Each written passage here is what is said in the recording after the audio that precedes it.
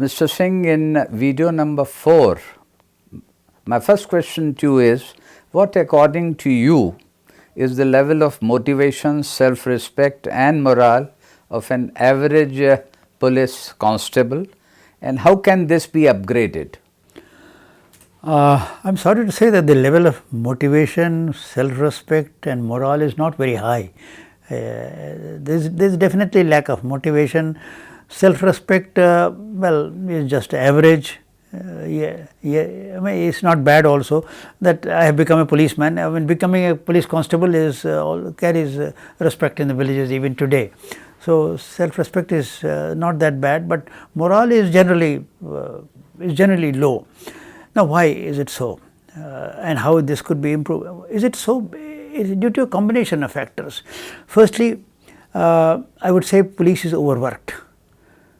It is under-resourced, and because it is overworked and it is under-resourced, it is not able to deliver.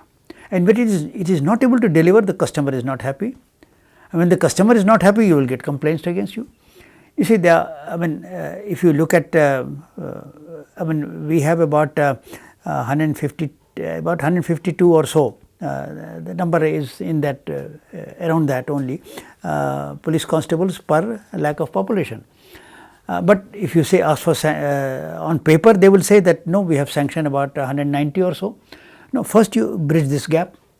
Whatever boots are sanctioned, or footfall is sanctioned, you provide that manpower. There are, on date, there are about 5 lakh vacancies in the country across the different states. Why should you have 500,000 vacancies? And especially when we are talking of unemployment. When you talk of unemployment and more jobs, at least you could take 5 lakh jawans straight away in the police services.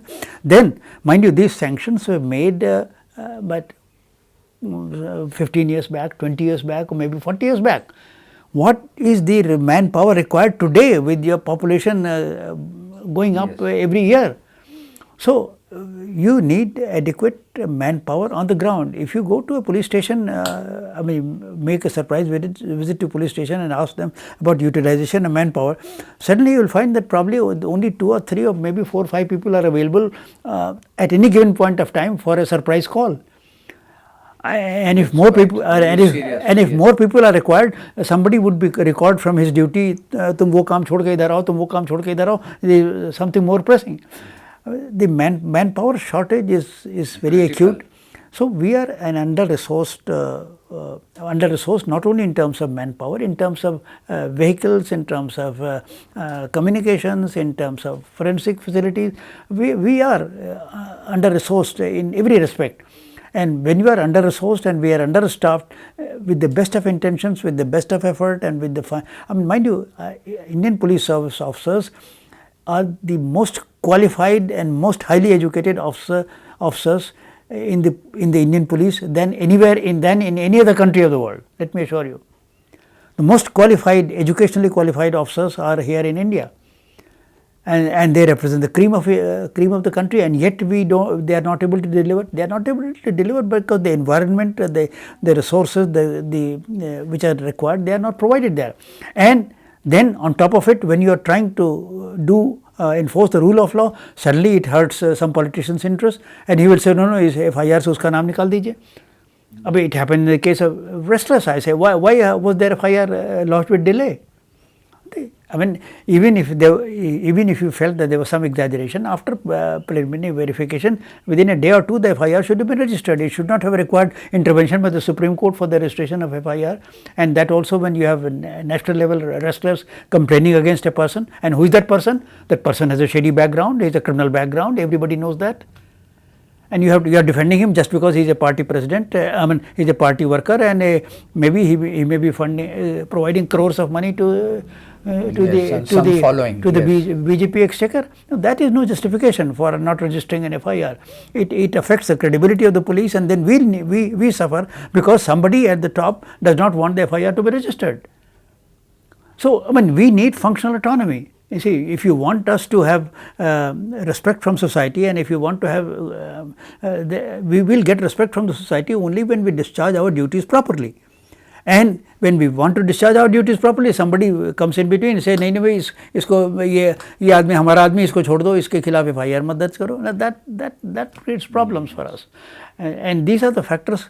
And then the housing factor is also very acute. I mean, the National Police Commission had recommended that non-custody officers, 100% of them should get accommodation. And on date, it is still about around 35% or so. 1/3. So these are factors. I mean, after you expect us to work round the clock.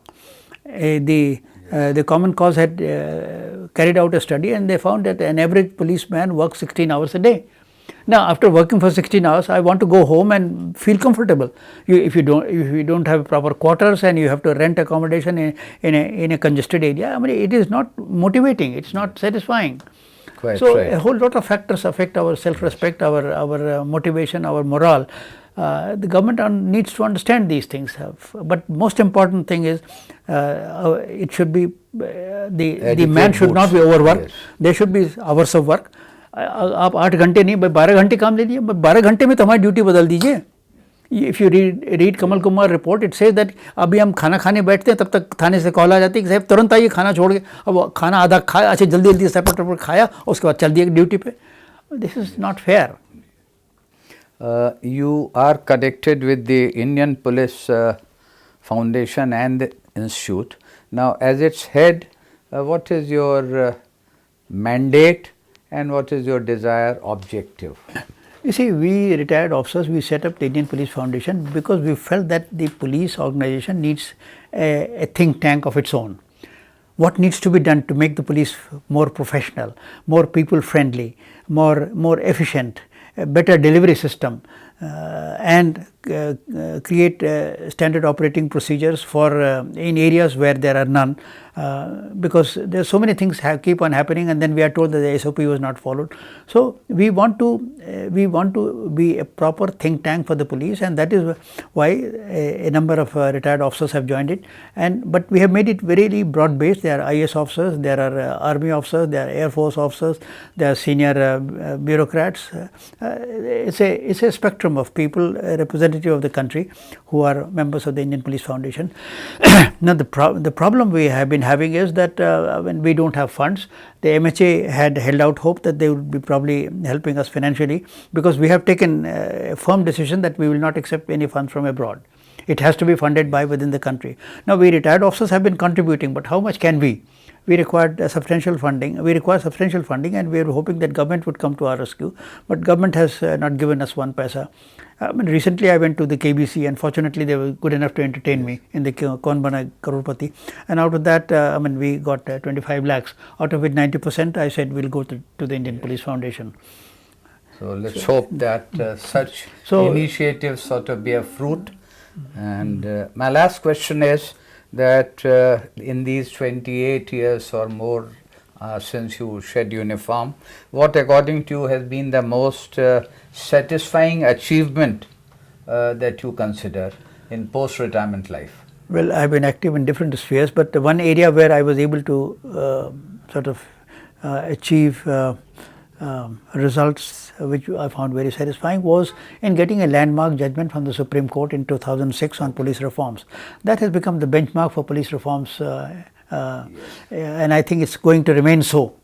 And whenever anything goes wrong, it's heartening to see that at least people say that why these things are going wrong. These things are going wrong because the judgment, Supreme Court directions in Prakash Singh's case is not being implemented.